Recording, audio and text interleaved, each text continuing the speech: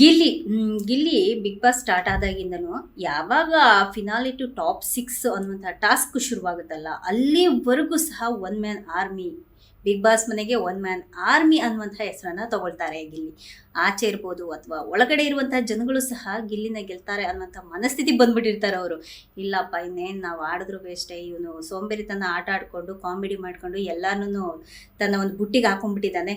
ಇನ್ನು ನಾವೇನೇ ಕಷ್ಟಪಟ್ಟು ಆಟ ಆಡಿದ್ರು ಸಹ ಟಾಸ್ಕ್ ಮಾಡಿದ್ರು ಸಹ ನಾವು ಗೆಲ್ಲಲ್ಲ, ಇವನೇ ಗೆದ್ದು ಬಿಡ್ತಾನೆ ಅನ್ನುವಂಥ ಸ್ಥಿತಿ ಮನೇಲಿರುವಂತಹ ಜನಗಳಿಗೂ ಸಹ ಬಂದ್ಬಿಟ್ಟಿರುತ್ತೆ. ಇಂಥ ಪರಿಸ್ಥಿತಿಲಿ ಯಾವಾಗ ಒಂದು ಟಾಸ್ಕ್ ಇರ್ತಾರೆ ಫಿನಾಲೆ ಟು ಅಂದರೆ ಟಿಕೆಟ್ ಟು ಟಾಪ್ 6 ಅನ್ನುವಂತಹ ಟಾಸ್ಕನ್ನು ಶುರು ಮಾಡ್ತಾರಲ್ಲ, ಅಲ್ಲಿ ಗೊತ್ತಾಗುತ್ತೆ ನೋಡಿ ಒಂದು ಗಿಲ್ಲಿ ಒಂದು ವ್ಯಾಲ್ಯೂ ಏನಿದೆ, ಅವನು ಯಾವ ರೀತಿ ಆಟ ಆಡ್ತಿದ್ದಾರೆ ಅನ್ನೋದ್ರ ಬಗ್ಗೆ ಗೊತ್ತಾಗುತ್ತೆ.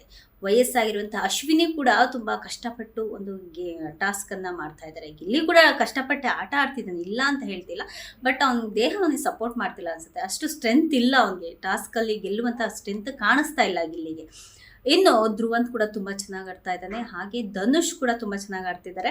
ಕಾವ್ಯ ಯಾಕೋ ಟಾಸ್ಕಲ್ಲಿ ಸ್ವಲ್ಪ ಹಿಂದೆ ಉಳಿದಿದ್ದಾಳೆ ಅಂತ ಅನ್ನಿಸ್ತಾ ಇದೆ. ರಕ್ಷಿತಾ ಕೂಡ ಅಷ್ಟಾಗಿ ತೋರಿಸ್ಕೊಳ್ತಾ ಇಲ್ಲ, ಆ ಟಾಸ್ಕಲ್ಲಿ ಇದ್ದಾಳೆ ಅನ್ನೋದು ಗೊತ್ತಾಗ್ತಾ ಇಲ್ಲ.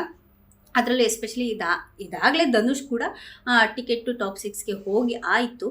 ಆದರೆ ಕೆಲವೊಬ್ಬರು ಜನಗಳು ಹೇಳೋ ಪ್ರಕಾರ ಇದೀಗ ಈಗೊಂದು ಟಾಸ್ಕ್ ನಡೀತಾ ಇದೆಯಲ್ಲ, ಇದ್ರ ನೋಡಿ ಅದು ಅವ್ರು ಹೇಳೋ ಪ್ರಕಾರ ಅಶ್ವಿನಿ ವಿನ್ನರ್ ಹಾಕ್ತಾರೆ, ಹಾಗೆಯೇ ಗಿಲ್ಲಿ ರನ್ನರ್ ಅಪ್ ಆಗುವಂತಹ ಸಾಧ್ಯತೆ ಇದೆ ಅಂತ ಕೂಡ ಕೆಲವರು ಹೇಳ್ತಾ ಇದ್ದಾರೆ. ಆದರೂ ಕೂಡ ಗಿಲ್ಲಿ ಫ್ಯಾನ್ಸ್ ಮಾತ್ರ ಅವನ್ನ ಬಿಟ್ಕೊಡ್ತಾನೆ ಇಲ್ಲ, ಗಿಲ್ಲಿ ಗೆದ್ದೇ ಗೆಲ್ತಾನೆ ಅಂತ ಹೇಳ್ತಾ ಇದ್ದಾರೆ. ಬಟ್ ಈಗೊಂದು ಟಾಸ್ಕ್ ನಡೀತಾ ಇದ್ದಲ್ಲ, ಅದನ್ನ ನೋಡಿ ಅದ್ರ ಮೇಲೆ ಒಂದು ಹೇಳೋದಾದ್ರೆ ಗಿಲ್ಲಿ ರನ್ನರ್ ಅಪ್ ಆಗ್ಬೋದು, ಅಶ್ವಿನಿ ವಿನ್ನರ್ ಮಾಡ್ಬೋದು ಅನ್ನುವಂತಹ ಒಂದು ಮಾತುಗಳು ಕೇಳಿ ಬರ್ತಾ ಇದೆ.